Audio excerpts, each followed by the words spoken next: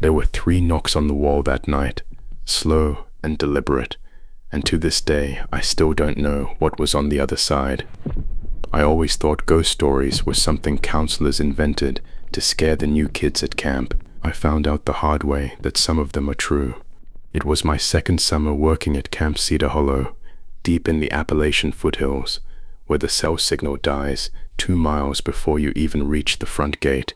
I was 19, and I'd been assigned to Cabin 7, the oldest cabin on the property. The wood was dark with age, and the floorboards creaked in places that made no sense, as if something were walking across them, even when the cabin stood completely empty.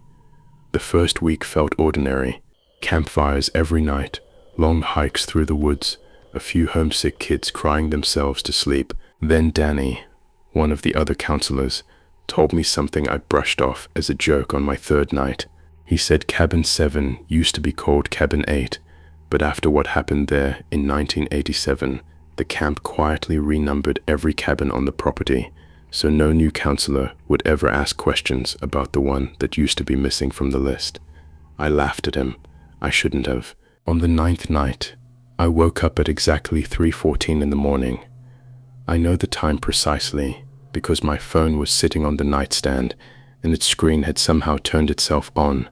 I hadn't touched it once. 10 kids were fast asleep in their bunks around me, and the cabin was completely silent. Not the ordinary silence of a sleeping room, but the kind that feels heavier than noise, as if the air itself were holding its breath. That's when I heard it.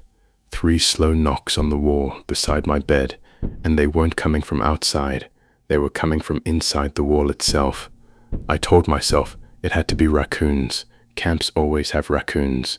I almost believed it until I heard the footsteps, bare feet on wood, moving the full length of the cabin, from the door to the far wall and back again.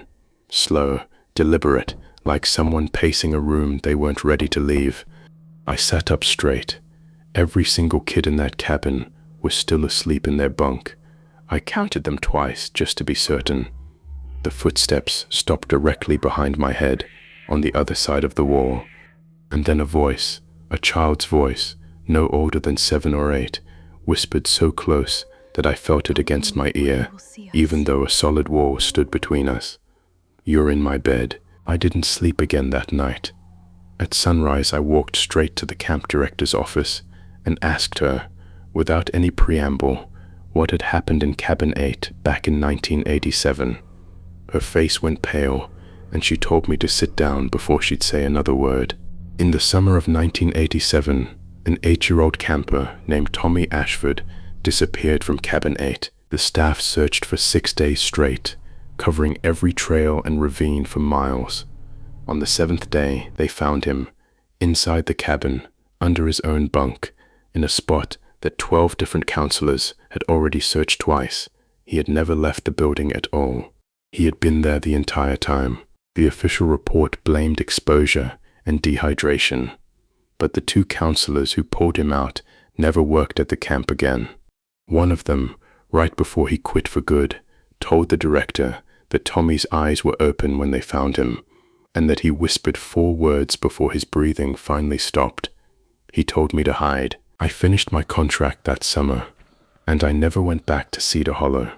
But every single year, around this exact time, I still think about those 3 knocks on the wall, and I still wonder, if I ever went back tonight, whose bed would I actually be sleeping in?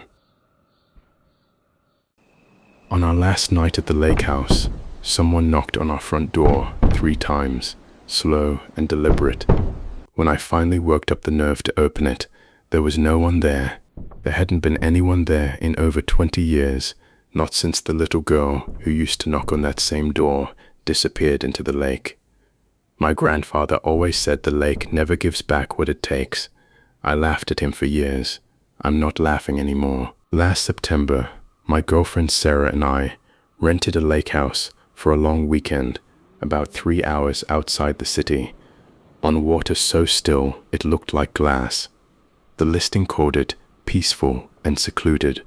What it didn't mention was that the nearest neighbor was over a mile away, and that the wooden dock creaked in a way that sounded almost like breathing. Then Danny, one of the other counselors, told me something I brushed off as a joke on my third night. He said Cabin 7 used to be called Cabin 8, but after what happened there in 1987, the camp quietly renumbered every cabin on the property, so no new counselor would ever ask questions about the one that used to be missing from the list. I laughed at him. I shouldn't have. I asked her what she was looking at. She didn't answer. She just pointed. Out on the water, maybe 15 meters from the dock, something pale was floating just below the surface, not moving, not sinking, just there. We told ourselves it was a log or trash caught in the current. We went back to bed. Neither of us slept. By morning, the pale shape was gone, but something else wasn't. Wet footprints led from the water all the way up the dock to our porch, bare feet. That afternoon, I drove into the nearest town to ask about the house. The old man behind the counter at the general store went quiet the moment I mentioned the address. He told me the house used to belong to a family with a young daughter, about 8 years old. In the summer of 2003, she vanished during a swim. They searched the lake for 2 weeks and never found her body. The family sold the house within the year and never came back. I asked him if anyone had seen anything strange since then. He looked at me for a long moment and said, "Every family that stays there tells me the same thing, wet footprints on the dock. And on their last night, right before they leave, she knocks 3 times, like she's asking to come in out of the cold." That night was our last night at the lake house. At 2 in the morning, I heard it. 3 slow knocks on the front door. Sarah wanted to check. I told her not to. We lay in the dark, holding our breath, until the knocking finally stopped. In the morning, we packed as fast as we could. As we pulled out of the driveway, I looked back one last time at the dock. The pale shape was floating on the surface again, and for just 1 second, it looked like it was looking back at me.